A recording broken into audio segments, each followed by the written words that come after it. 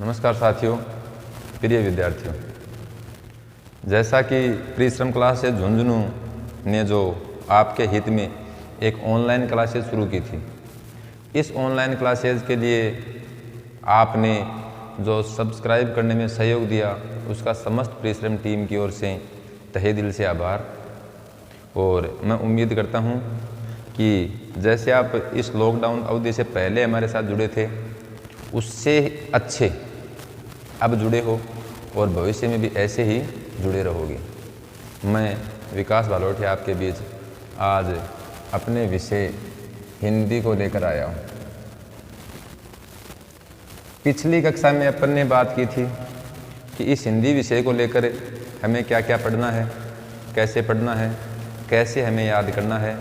साथ ही मैंने आपको सिलेबस भी बताया था कि ये टॉपिक हैं, इन टॉपिकों को अपन पढ़ेंगे। और मैंने आपको बताया था कि इन टॉपिकों को अपन क्रमबद्ध पढ़ेंगे।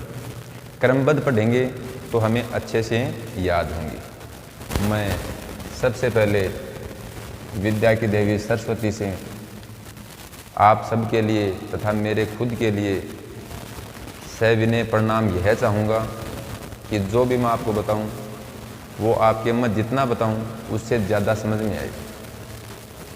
और आपसे विनती करूँगा कि अपनी क्लास शुरू होने से पहले एक बार माँ सरस्वती का मनन जरूर करें और अपनी पढ़ाई को शुरू करें।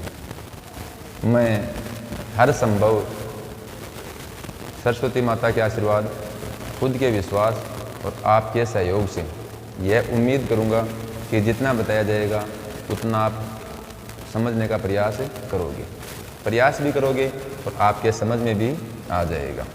कहना मैं आपसे ये चाहूँगा कि यदि आपके एक बार में समझ में नहीं आई तो आप वीडियो को 2 बार देखना, 3 बार देखना, क्योंकि उस चीज़ को छोड़ना किसी चीज़ का समाधान नहीं होता। कोशिश ये रहेगी कि आपको दोबारा ऐसा सोचने की ज़रूरत नहीं पड़े। लेकिन फिर भी कोई विद्यार्थी जो पहली बार इस विषय से जुड़ रहा है, हिंदी को पढ़ने का प्रयास कर रहा है, उससे मैं कहना चाहूँगा कि भागना समस्या का समाधान नहीं है। एक बार समझ में नहीं आए, दोबारा आएगा, दोबारा नहीं आए, तीसरी बार नहीं आएगा, तीसरी बार नहीं आए, चौथी बार नहीं आएगा। करने को आदमी कुछ भी कर सकता है यदि उसका संकल्प दृढ़ हो। तो अब मैं अपनी क्लास को सुचारू करते हुए आपको मैंने सिलेबस में लिखवाया था, सबसे पहला टॉपिक वर्ण। इस वर्ण को लेकर सबसे पहले अपने दिमाग में एक ऐसी इमेज पैदा करेंगे अपन कि ये वर्ण क्या है, इसका उपयोग कहाँ होता है, इसकी आवश्यकता क्या पड़ी, इसको ऐसा क्यों बनाया गया, इसका नाम ऐसा क्यों किया गया, इससे हमें क्या मिलेगा, तथा इसका सबसे बड़ा अपना तरीका जो है जिसको विद्यार्थी बहुत अधिक पसंद करते हैं, वो ये कि इससे क्वेश्चन कैसे पूछा जाएगा, कौन सी स्थिति में कहाँ से इससे क्वेश्चन पूछता है, कैसे उस क्वेश्चन का जवाब देना है। इस बात को लेकर अपन चर्चा करेंगे। इस टॉपिक का आपको नाम मिलेगा अमूमन व्याकरण और किताबों में वर्ण विचार। अब मैंने आपको पहले भी बताया था, मेरी बात को मैं फिर दोहरा रहा हूँ कि हिंदी की सबसे बड़ी विशेषता जहाँ इसका नाम होता है वहीं इसका जवाब भी होता है। अब देखो अपन बात करें विचार का मतलब होता है चर्चा, बातचीत कि क्या है क्या नहीं है। इस वर्ण को लेकर यदि हम इसके अनेकार्थक शब्दों में जाएं तो इसके अनेक अर्थ निकलते हैं। लेकिन भाषा में जिस लहजे से हमने इसको लिखा है उससे अपन बात करें तो देखो, आप सबसे पहले प्यारे बच्चों याद रखने की कोशिश करोगे कि ये वर्ण जो होता है वो अखंड होता है। एक ही बात याद रखनी है, क्योंकि किसी भी चीज़ की शुरुआत करने के लिए कोई ना कोई बिंदु लिया जाता है। लेकिन पृथ्वी को भी नापना है तो कहीं ना कहीं से अपन केंद्र मान के शुरू करेंगे कि यहाँ से मैंने नापना शुरू किया है। तो अपन ने शुरुआत की कि वर्ण अखंड होते हैं। ए का मतलब नहीं, खंड का मतलब टुकड़ा, अर्थात ऐसी भाषा की इकाई जिसके टुकड़े नहीं किए जा सके। टुकड़े नहीं किए जाने का मेरा मतलब है, जो आपको परिभाषा मिलेगी कि भाषा की वह छोटी से छोटी इकाई जिसके और अधिक टुकड़े नहीं कर सकें उसे वर्ण कहते हैं। दूसरा आपको मिलेगा उसे वर्ण या अक्षर कहते हैं। अपन बात करेंगे उसे वर्ण तो क्यों कहते हैं, उसे अक्षर क्यों कहते हैं, लेकिन उससे पहले वर्ण का नाम लेते ही आपके दिमाग में आएगा कि वर्ण अखंड होते हैं। ए का मतलब नहीं, खंड का मतलब टुकड़ा, मतलब परिभाषा आपको कभी नहीं पूछेगा। आपको ये नहीं कहेगा वर्ण किसे कहते हैं, इसको आप लिख के बताओ, या वर्ण किसे कहते हैं, इससे आप क्या समझते हैं ये बताओ, क्योंकि अपनी एग्ज़ाम जो है वो ऑब्जेक्टिव होगी, सब्जेक्टिव नहीं होगी। नहीं टुकड़ा अर्थात भाषा की छोटी से छोटी इकाई जिसके और अधिक टुकड़े नहीं किए जा सकें उसे वर्ण कहते हैं। दूसरी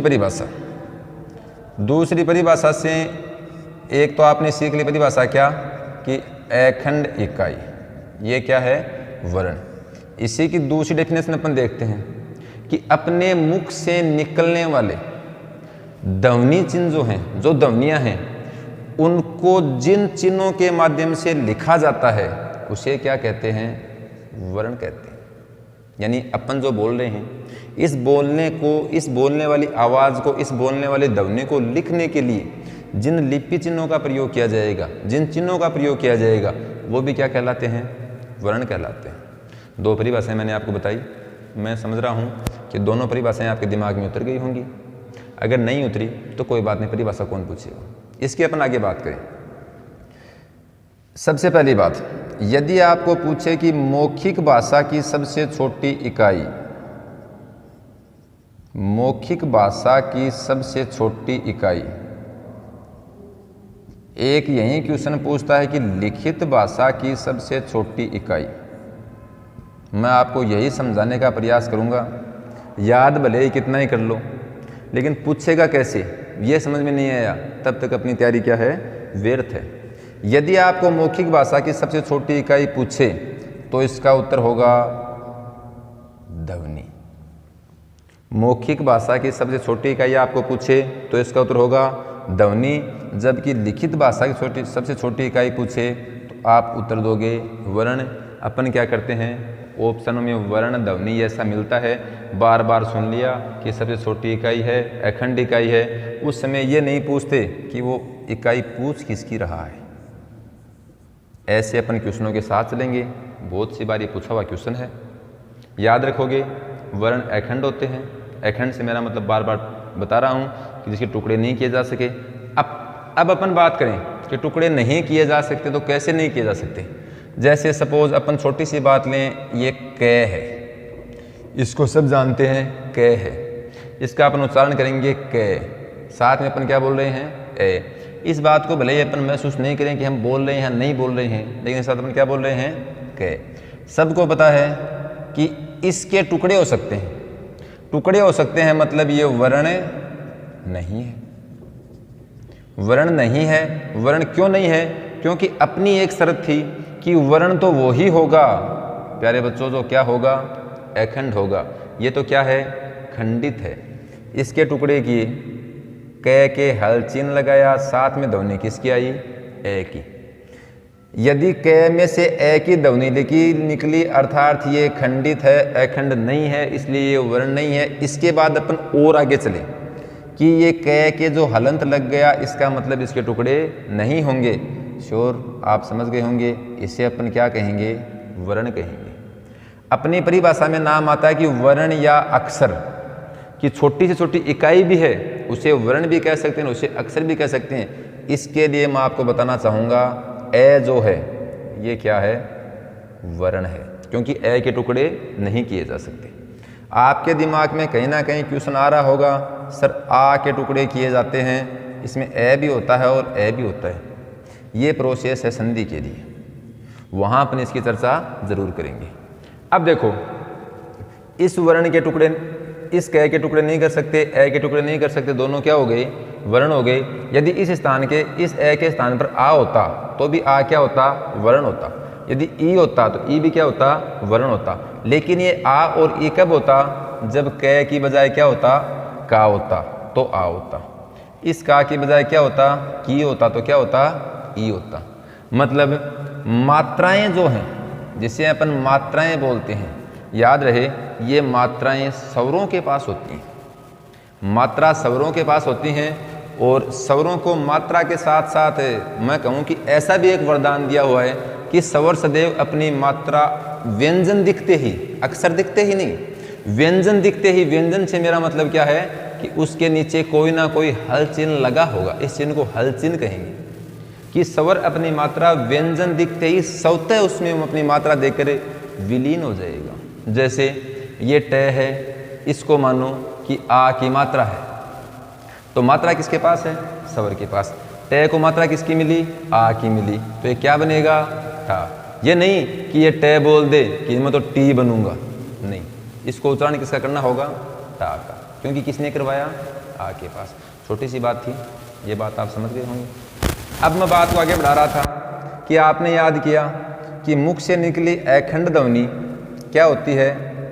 वर्ण। अखंड ध्वनि क्या होती है? वर्ण। अब देखो ये क भी वर्ण है और ए भी वर्ण है, क और ए दोनों ही क्या हैं? वर्ण है, क्योंकि यहाँ दोनों ही क्या हैं? अखंड है। इस क और ए को अपन ने मिलाया तो ये क्या बन गया? क। इसको अपन वर्ण नहीं बोल सकते, क्योंकि वर्ण क्यों नहीं है? क्योंकि इसमें ए की ध्वनि है। अपन ने याद किया अखंड ध्वनि क्या है?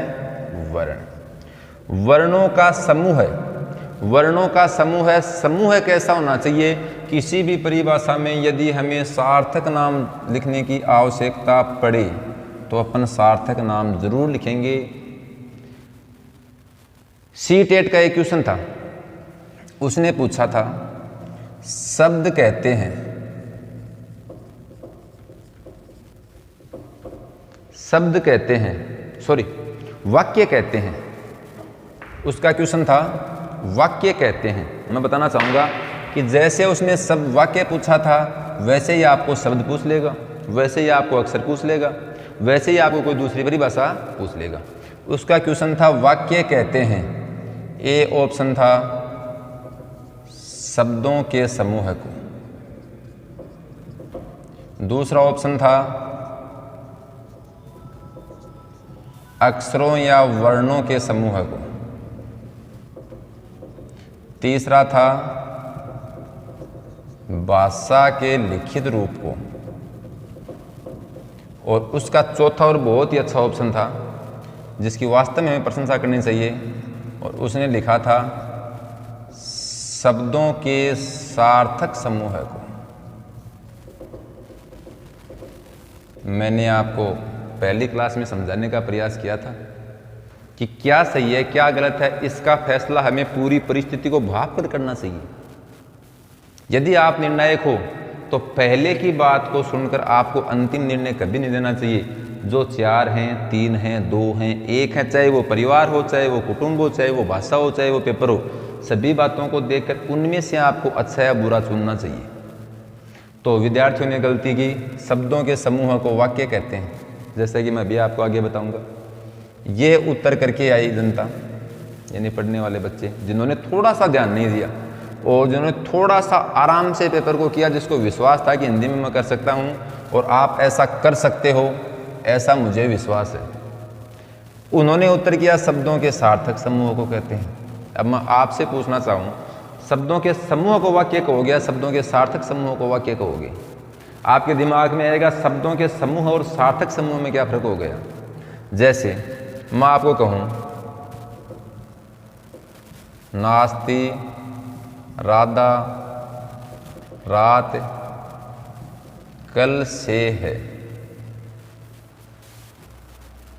नास्ति, राधा, रात, कल से है शब्दों का समूह है तो प्यारे बच्चों ये है, लेकिन ये सार्थक समूह नहीं है।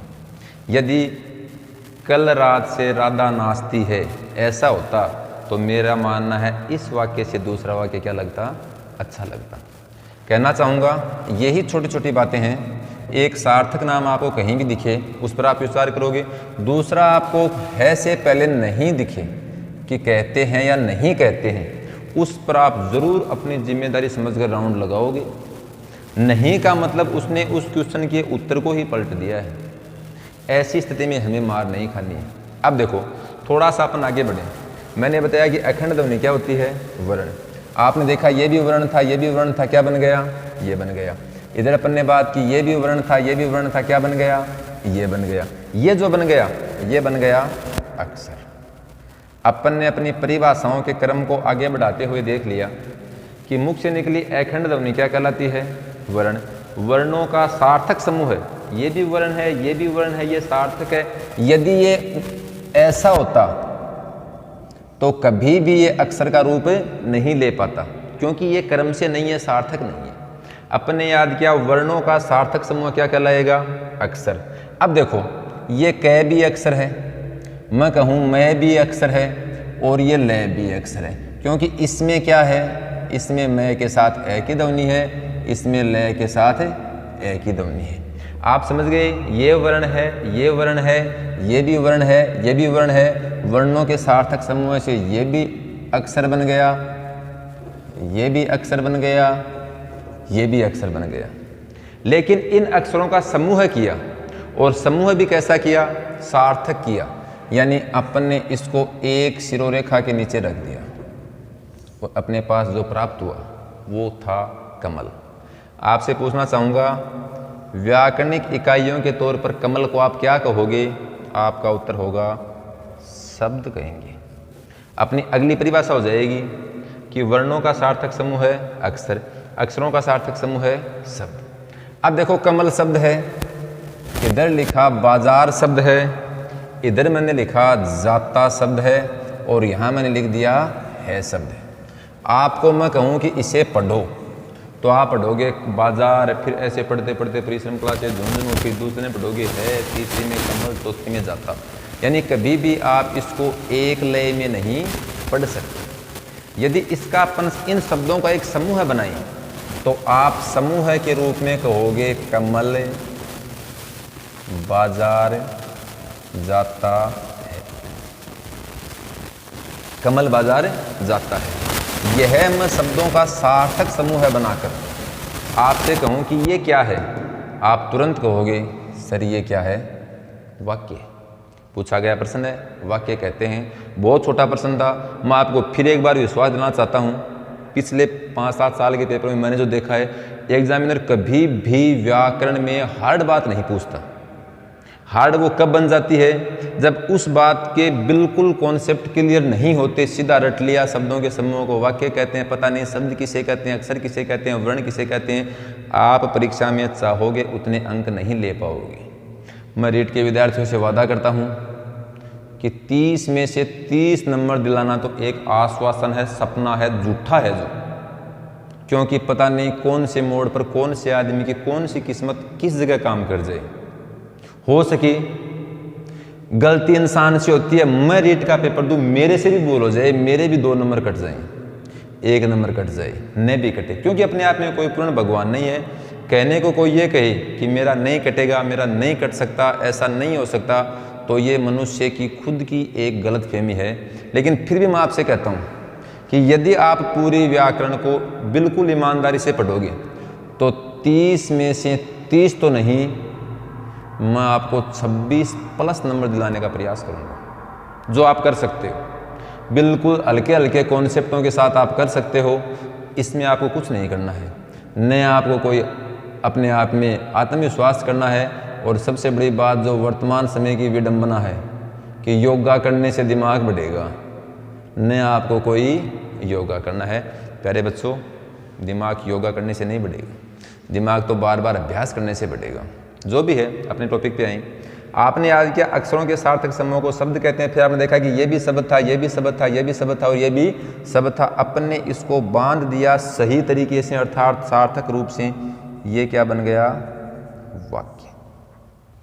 अब मैं कहूँगा कि वाक्य किसे कहते हैं? आप ये नहीं कहोगे शब्दों के समूह को वाक्य कहते हैं, आप ये कहोगे सर शब्दों के सार्थक समूह को वाक्य कहते हैं, क्योंकि ये इनका क्रम दायां बायां होता तो ये अर्थहीन होता। अर्थहीन का इस संसार में क्या मतलब है? इतना प्रयास करते हुए जब आप इतने अर्थवान हो फिर भी संसार आपको जॉब लगने से पहले एक्सेप्ट नहीं करता, तो अर्थहीन का तो कहीं ज़माना ही नहीं है। अब देखो दूसरी बात, ये जो शब्द हैं ये वाक्य में प्रयोग करने के बाद अपने रूप को बदल लेते हैं। जैसे गांव में बेटा ननिहाल में भांजा होता है, वही बात है वही। पैरान लेव लिवास चलना फिरना उसका सेम है। लेकिन ननियाल में जाते कहेंगे भाणजो आगो और गांव में टिंगर। तो अपन वही काम करना है। बी काम के साबू देखो, शब्दों का वाक्य में प्रयोग करने के बाद प्यारे बच्चों प्रयुक्त शब्द क्या कहलाते हैं? पद कहलाते हैं। किसी भी शब्द का वाक्य में प्रयोग कर देंगे तो वाक्य में प्रयोग करने के बाद प्रयुक्त शब्द शब्द नहीं कहलाएगा। अगर कहेंगे हमारी भूल है, वो कहलाएगा पद। यानी कमल एक पद है, बाजार एक पद है, जाता एक पद है और है भी क्या है? एक पद है। तो मैं कहूँ पद किसे कहेंगे? आपकी परिभाषा होगी कि शब्दों का वाक्य में प्रयोग करने के बाद प्रयुक्त शब्द क्या कहलाते हैं? पद कहलाते हैं। इससे पहले थोड़ी सी बात को अपन बढ़ाएं कि वर्णों का सार्थक समूह अक्षर कहलाता है, तथा याद रखोगे वर्णों का सार्थक समूह है शब्द भी कहलाता है। वर्णों का सार्थक समूह जो शब्द कहलाता है, यहीं से अपना नया टॉपिक निकलता है वर्ण विच्छेद। वर्ण विच्छेद की जो प्रक्रिया है उसमें अक्षर के टुकड़े नहीं किए जाते, उसमें सीधा ही आपको, जैसे मैं कहूँ किसी भले आदमी का नाम लें, आपको शब्द देगा विकास और कहेगा विकास शब्द का वर्ण विच्छेद कीजिए, तो आपको वी प्लस का प्लस से ऐसा करने की आवश्यकता नहीं है। आप सीधा करोगे वह में ध्वनि किसकी? ई की। के में ध्वनि किसकी? आ की। से और से में ध्वनि किसकी? ए की। लास्ट में जो ए आना है वो आना है कि नहीं आना है, ये कंडीशन अपन बात करेंगे जब ये टॉपिक पढ़ेंगे। संसार का अनावश्यक बर्डन पहले ही पाल के हमें मरना नहीं है।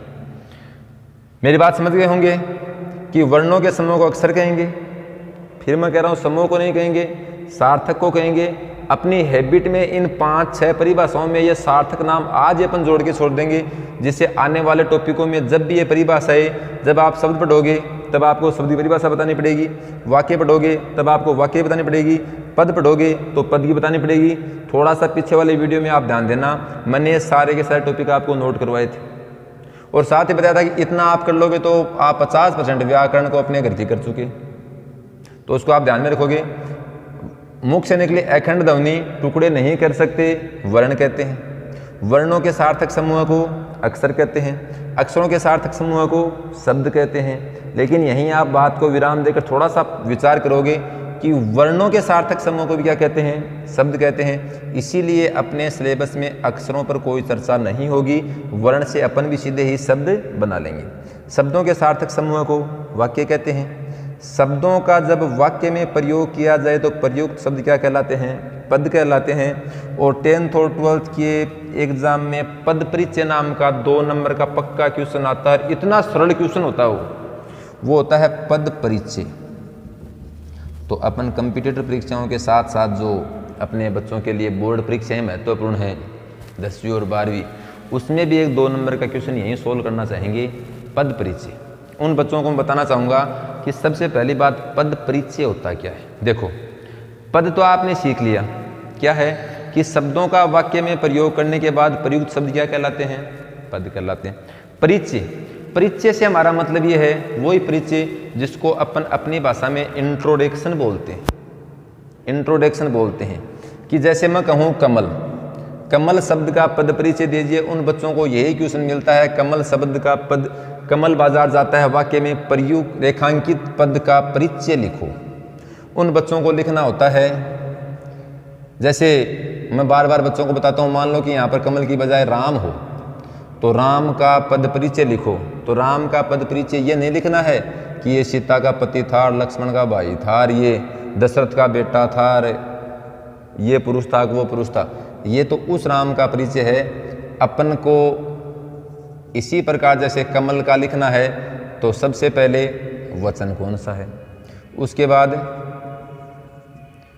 हो सके तो ये किसके स्थान पर है, तीसरी बात इसमें लिंग कौन सा है, चौथी बात कारक कौन सा है। इस प्रकार के लिंग, वचन, कारक, काल, एक वचन है, बहुवचन है, पुल्लिंग है, ये जो सारी सब बातें लिखते हैं, इन बातों से आपका जो उत्तर बनता है वो पद परिचय होता है। प्यारे बच्चों, 10th और 12th क्लास के बच्चों से पद परिचय के सिर्फ 2 ही बिंदु लिखवाता है। यदि ऐसा कहे तो आप कहोगे कर्ता का काम कर रहा है, दूसरा कहोगे एक वचन है, तीसरा कहोगे पुल्लिंग है। चौथा, आप जब क्रिया वगैरह सारे बिंदु पढ़ोगे तो इसके और उत्तर भी दे सकते हो। तो ये जो 5-6 परिभाषाएं बताने का मैंने आपको प्रयास किया, उसको एक बार मैं पुनः मेरी बात को दोहरा रहा हूँ कि मुख से निकली अखंड ध्वनि क्या होती है? वर्ण। इसी की मैंने आपको दूसरी परिभाषा बताई कि जो ध्वनि है उसको लिखित रूप को में प्रकट करने के लिए जिन चिन्हों का प्रयोग करते हैं उसे भी क्या कहते हैं? वर्ण या लिपि चिन्ह कहते हैं। मुख से अखंड निकली अखंड ध्वनि वर्ण। वर्णों का सार्थक समूह है अक्षर, अक्षरों का सार्थक समूह है शब्द। सीधा याद रखोगे कि वर्णों का सार्थक समूह भी क्या होता है? शब्द। शब्दों का सार्थक समूह है वाक्य। शब्दों का वाक्य में प्रयोग करने के बाद प्रयुक्त शब्द क्या कहलाएंगे? पद। पद की वास्तविक स्थिति का ज्ञान कराना क्या कहलाएगा? पद परिचय। अब आपने याद किया कि नहीं याद किया? यदि आपने याद किया तो आपके दिमाग में इतनी रूपरेखा को लेकर एक बात घूमनी चाहिए कि मैंने पढ़ा वर्ण। इसमें मैंने बात की कि वर्ण किसे कहते हैं, वर्णों का सार्थक समूह क्या होता है, उसका सार्थक समूह क्या होता है। जैसे आपको उल्टा ही पूछे पद परिचय किसे कहते हैं, तो आप यहाँ से नहीं आओगे, आप यहाँ से पढ़ोगे पद परिचय किसे कहते हैं कि वाक्य में प्रयुक्त पद की वास्तविक स्थिति का ज्ञान करना पद परिचय। पद किसे कहते हैं? शब्द का वाक्य में प्रयोग करने के बाद प्रयुक्त शब्द पद कहलाता है। वाक्य किसे कहते हैं? शब्दों के सार्थक समूह को वाक्य कहते हैं। शब्द किसे कहते हैं? वर्णों या अक्षरों के सार्थक समूह को शब्द कहते हैं। अक्षर किसे कहते हैं? वर्णों के समूह को अक्षर कहते हैं। वर्ण किसे कहते हैं? मुख से निकली अखंड ध्वनि टुकड़े नहीं कर सकते उसे वर्ण कहते हैं।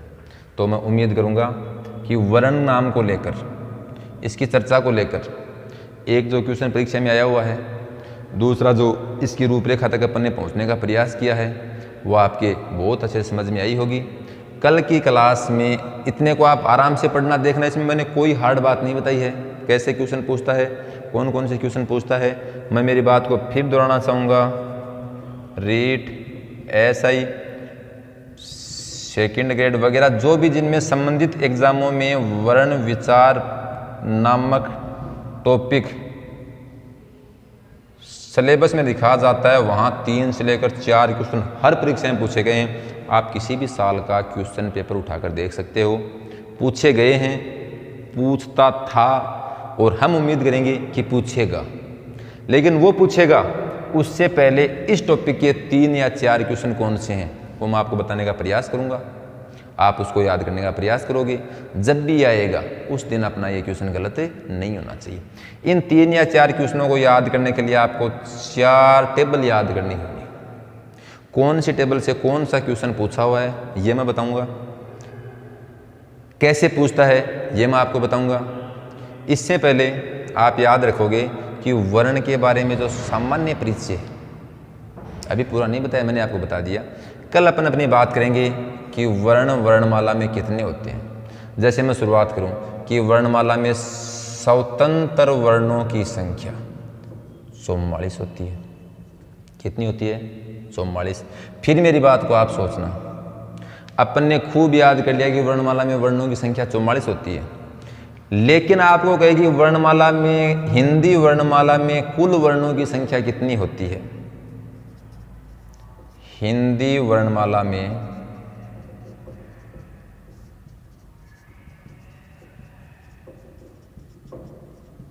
कुल वर्णों की संख्या, विद्यार्थी गलती यही करता है, उसने याद कर रखा है कि वर्णमाला में वर्णों की संख्या 44, वर्णमाला में स्वरों की संख्या 7, वर्णमाला में व्यंजनों की संख्या 33 और आपको एक ऑप्शन देगा 52, जिससे अधूरी तैयारी करने वाले का दूर दूर कोई संबंध नहीं रहेगा। अपने उत्तर को करेगा, उत्तर को करते करते प्रफुल्लित होगा बहुत कि देखो मुझे पता है कि वर्ण 44 होते हैं, स्वर 7 होते हैं, व्यंजन 33 होते हैं, 52 ऑप्शन इसने ऐसे ही दे दिया होगा, लेकिन बेटा कुल नाम दिया है तो यहाँ तेरा 44 उत्तर गलत होगा, आपका उत्तर क्या होगा? 52। हिंदी वर्णमाला में कुल वर्णों की संख्या 52।